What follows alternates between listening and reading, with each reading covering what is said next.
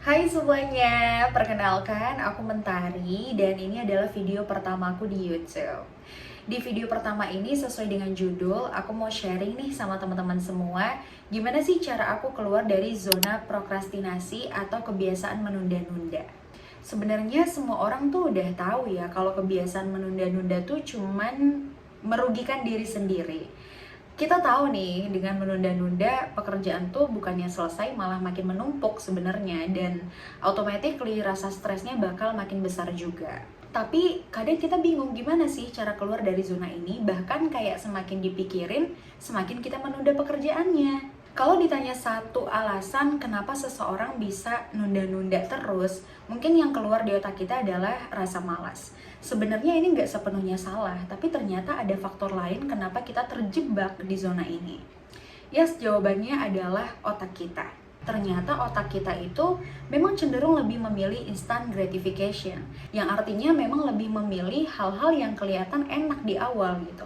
Daripada ngerjain tugas yang bikin pusing, bikin capek, kayaknya lebih enakan ngedrakor deh, kayaknya lebih enakan main game deh.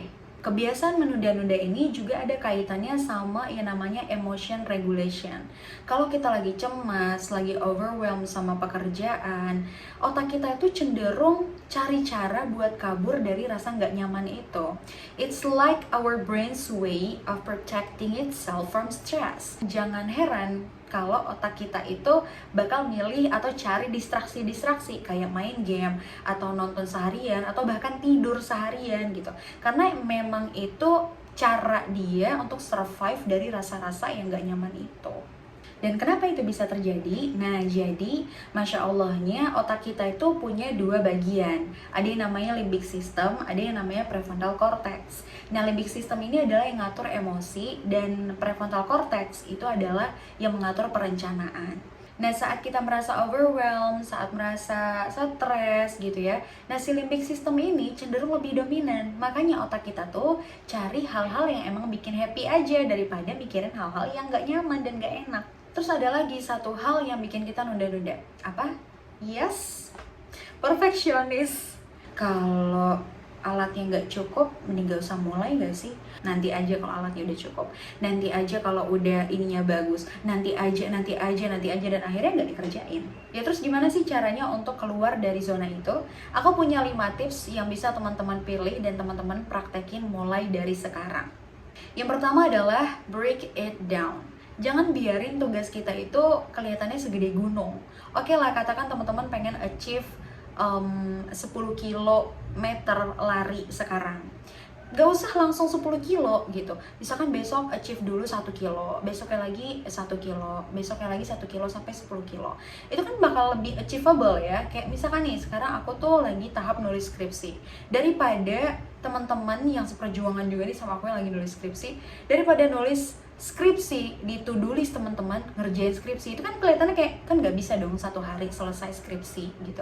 Lebih baik tulis atau pecah jadi hal-hal kecil yang lebih achievable. Kayak besok targetnya adalah menyelesaikan bab 1 atau menyelesaikan outline penelitian. Jadi itu lebih enak dilihat dan lebih make sense juga kalau satu hari itu pasti aku bisa achieve daripada skripsi doang gitu. Nah, untuk nyampe lantai 10, teman-teman harus lewatin lantai 1, 2, 3, 4, sampai 10. Gak bisa langsung terbang 10 kan? Teman-teman hanya fokus kepada mimpi yang besar atau target yang besar, itu akan bikin teman-teman overwhelmed, kayak aduh kok makin dikejar kayaknya makin jauh ya rasanya gitu. Tapi kalau teman-teman pecah jadi hal-hal kecil, itu akan lebih ringan dan mudah. Oh, aku bisa nih, langkah 1, level 1 aku udah bisa nyelesain, lanjut lagi ke level 2, level 3 aku bisa nyelesain, dan semakin dekat kepada target besar teman-teman itu. Nothing is particularly hard if you divide it into small jobs. Yang kedua, teman-teman bisa pakai Pomodoro Technique. Ini juga yang aku pakai saat aku ada target dalam satu hari. Teman-teman mau ngerjain suatu hal tapi fokus dalam 25 menit tanpa distraksi apapun. Kemudian ambil istirahat selama 5 menit, lakuin sampai 4 sesi kayak gitu. Dan kalau udah 4 sesi, teman-teman take a long break. Kayak sekitar 15-30 menit. Nah, nyambung kan sama tips yang pertama tadi. Kalau teman-teman sudah terbiasa untuk memecah suatu hal besar jadi target-target kecil, Target-target kecil itu bisa teman-teman masukin ke Pomodoro teknik tadi dan bisa teman-teman selesaikan dalam setiap sesinya.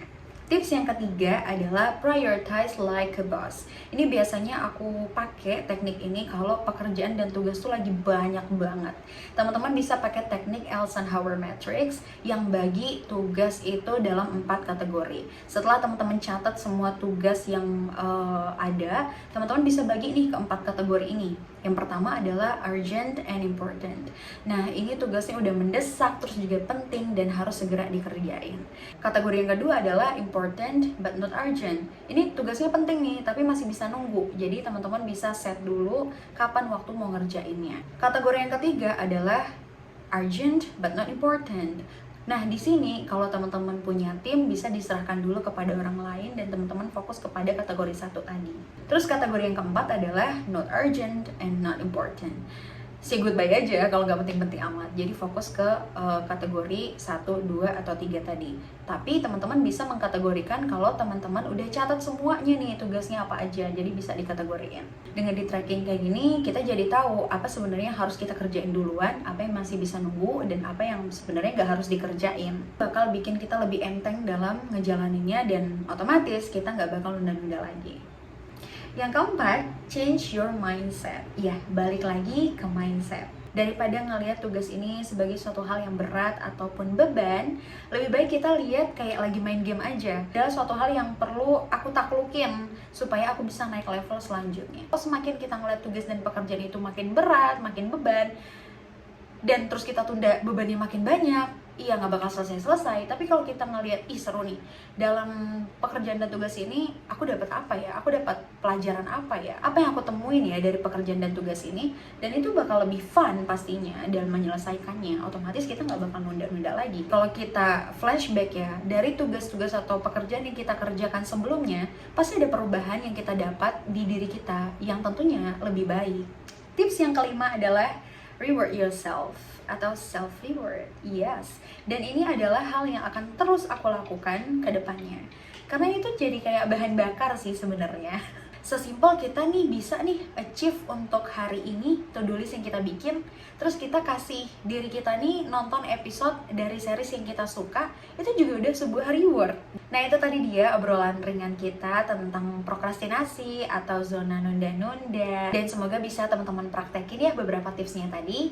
Dan kalau teman-teman ngerasa video ini bermanfaat, jangan lupa untuk di-share supaya manfaatnya bukan hanya nyampe di kamu tapi ke orang banyak. Dan terima kasih udah nonton videonya sampai akhir. See you on the next video. Bye-bye.